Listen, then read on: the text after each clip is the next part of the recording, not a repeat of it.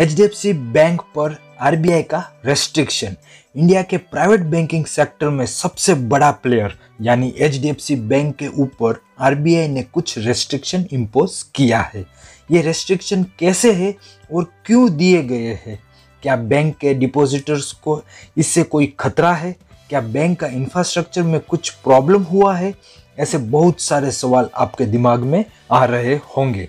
ये सब सवाल सही भी है क्योंकि एचडीएफसी इंडियन बैंकिंग का कोहिनूर हीरा है। अगर एचडीएफसी बैंक रिलेटेड कोई भी बुरी खबर आए तो वो पूरे इंडियन बैंकिंग सिस्टम के लिए बुरी बात बन जाती है। तो चलिए इस खबर को पूरा डिटेल में जानते हैं। और अगर आप मेरी चैनल पे पहली बार आए हैं तो प्लीज़ मेरा वीडियो लाइक, शेयर और सब्सक्राइब जरूर कर दीजिए और साथ में बेल आइकन भी दबा लीजिए ताकि जब भी मैं ऐसा नया वीडियो अपलोड करूं आप सबसे पहले देख सके। मैं हूं निकुंज टेक सुविचार से, तो लीजिए शुरू करते हैं।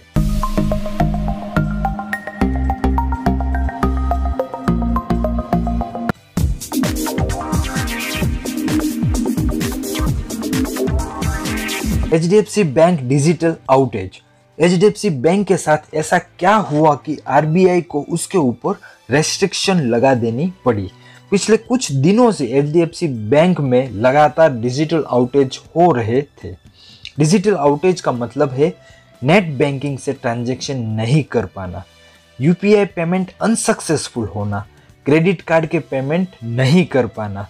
इन सारी प्रॉब्लम पर एचडीएफसी बैंक ने स्टेटमेंट भी जारी किया था कि एचडीएफसी बैंक इन सारी प्रॉब्लम जो डिजिटलाइजेशन प्रॉब्लम कहते हैं वो सॉल्व करने की पूरी जी जान से कोशिश कर रही है। इसी बीच 21 नवंबर को एचडीएफसी बैंक के मेन डेटा सेंटर जो मुंबई में है वहां पर पावर फेलियर हुआ और डेटा सेंटर क्रैश हो गया। कहा जा रहा है कि वहां पर लगी आग की वजह से ऐसा डेटा सेंटर क्रैश हो गया था।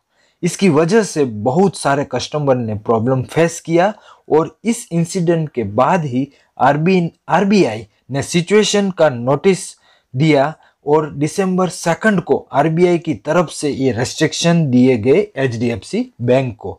आपका क्या कहना है? आपके पास भी क्रेडिट कार्ड है तो आपको भी ये शिकायत या प्रॉब्लम आ चुकी है कि नहीं? प्लीज मुझे कमेंट बॉक्स में जरूर बताइए।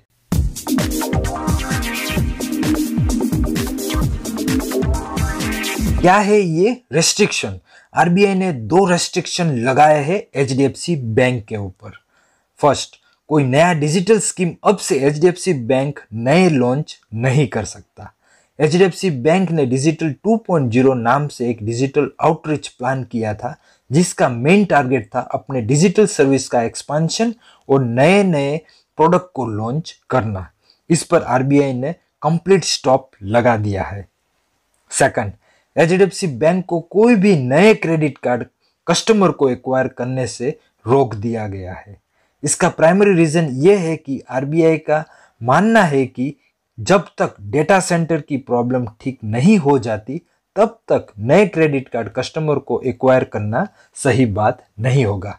ये बात आपको दोस्तों कैसी लगती है? प्लीज मुझे कमेंट बॉक्स में कमेंट करके बताइए। और अगर आपने अभी तक मेरा चैनल सब्सक्राइब नहीं किया तो प्लीज मेरा चैनल सब्सक्राइब कर लीजिए। मैं ऐसे धमाकेदार वीडियो आपके लिए लाता रहता हूं।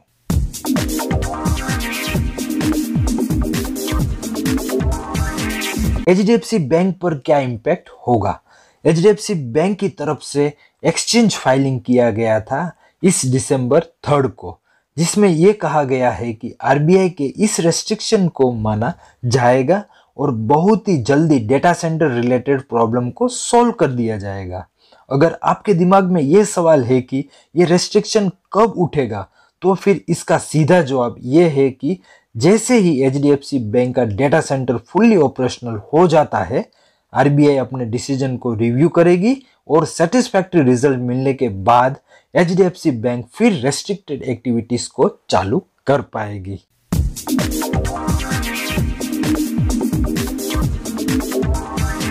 स्टॉक्स पर असर। एचडीएफसी बैंक का क्रेडिट कार्ड का बिजनेस इंडिया में बिगेस्ट है और इसी वजह से मार्केट में ये न्यूज़ आते ही एचडीएफसी बैंक के शेयर्स में गिरावट आई।